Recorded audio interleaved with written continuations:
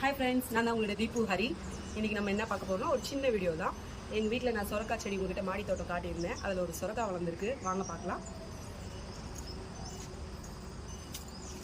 இதோ அந்த சுரக்காய் ஒரு நிமிஷம் கவர், இதுதான் அந்த சுரக்காய் கவர் இருக்கேன்னு பார்க்குறீங்களா? நான் தான் உங்களுக்கு போன வாட்டி அந்த வீடியோவில் சொல்லியிருந்தேன் இங்கே குரங்கு தொல்லை அதிகமாக இருக்குன்ட்டு. அந்த குரங்கு கிட்ட காப்பாற்றுறதுக்காக பச்சை கலர்லேயே ஒரு கவர் ரெடி பண்ணி அந்த சுரக்காய்க்கு ஏற்ற மாதிரியே கயிறு கட்டி மறைச்சி வச்சிருக்கேன் குரங்குகிட்ட இருந்து. எப்படியோ ஒரு சுரக்காவை காப்பாற்றியாச்சு. இன்னைக்கு இவங்க தான் நம்ம வீட்டு சமையலில். இன்னைக்கு நான் சுரக்காய் சாம்பார் வைக்க போகிறேன்.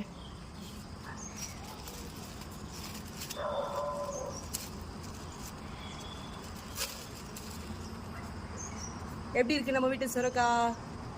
இன்னும் 2-3 சுரக்காய் பிஞ்சு விட்டுருக்கு. வர வாரங்களில் அதையும் பிரிக்கலாம். இதோ இருக்குது பாருங்கள், அங்கே ஒன்று கார்னரில் இருக்குது.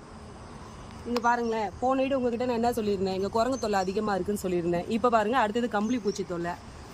எங்கே பார்த்தாலும் கம்பளி பூச்சி அரிச்சு வச்சுருக்கு. சாம்பல்லாம் எடுத்து தூவி வச்சுருக்கோம், அப்பயும் குறைஞ்ச மாதிரி இல்லை. இந்த கம்பளி பூச்சி வராமல் இருக்கிறதுக்கு என்ன பண்ணலான்னு சொல்லிட்டு எனக்கு கொஞ்சம் கமெண்ட்ஸில் சொல்லுங்கள். சுரக்காய் சாம்பார் இன்றைக்கி வச்சுட்டு அது எப்படி இருக்குன்னு உங்ககிட்ட காட்டுறேன்.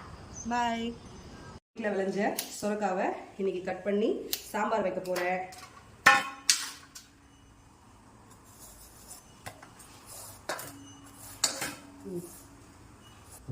இப்போ சுரக்காவை தோல் சீவியாச்சு. இப்போ சாம்பார் சைஸ் என்ன தேவையோ அந்த மாதிரி குட்டி குட்டியாக கட் பண்ணிக்கலாம்.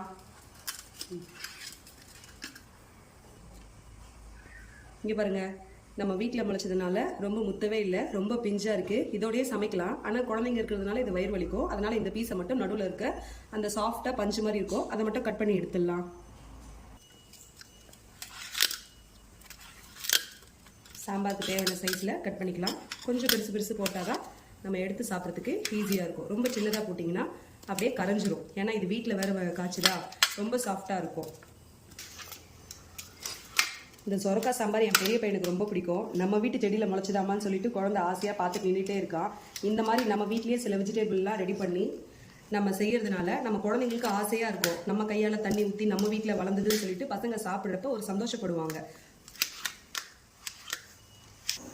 எங்கள் வீட்டு சுரக்காய் சாம்பார் வைக்க தேவையான பொருட்கள்: 2 சின்ன வெங்காயம், 2 சின்ன தக்காளி, ஒரே ஒரு பச்சை மிளகா. சுரக்காவை சாம்பாருக்கு ஏற்ற சைஸ்க்கு கட் பண்ணி வச்சுருக்கேன். பருப்பு வேக வச்சு கடைஞ்சி வச்சுருக்கேன். ஒரு லெமன் சைஸ் புளியை தண்ணியில் ஊற வச்சுருக்கேன். இப்போ வாங்க சாம்பார் வைக்கலாம். சாம்பாருக்கு தேவையான எண்ணெயை ஊற்றிக்கலாம். ஒரு பக்கம் அப்படியே சாதம் வெந்துட்டுருக்கு. முதல்ல கடுகு, வெங்காயம், தக்காளிலாம் போட்டு வதக்கிக்கலாம்.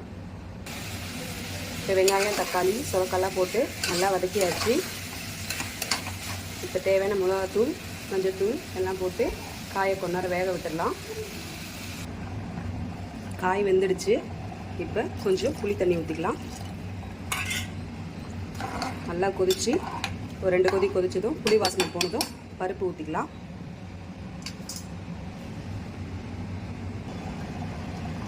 புளி ஊற்றி நல்லா கொதிச்சிருச்சு. இப்போ கடைஞ்சி வச்ச பருப்பையும் அதில் ஊற்றிக்கலாம்.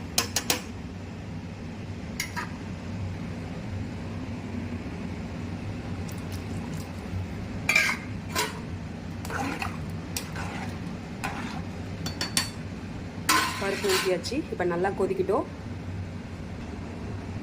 இப்போ நம்மளுடைய சுரக்காய் சாம்பார் ரெடி ஆகிடுச்சு. நல்லா கொதிச்சிருச்சு. ஆஃப் பண்ணிடலாம். ஹாய் ஃப்ரெண்ட்ஸ், நம்ம வீட்டில் பிரித்த சுரக்காய் வச்சு இன்றைக்கி சாம்பார் வச்சுட்டோம். அந்த சாம்பார் எப்படி செய்யுதுன்ட்டு வீடியோவில் போட்டிருக்கேன். என் வீடியோ பிடிச்சிருந்தா லைக் பண்ணுங்கள், சப்ஸ்கிரைப் பண்ணுங்கள். தேங்க்யூ. உங்களுடைய தீபு ஹரி.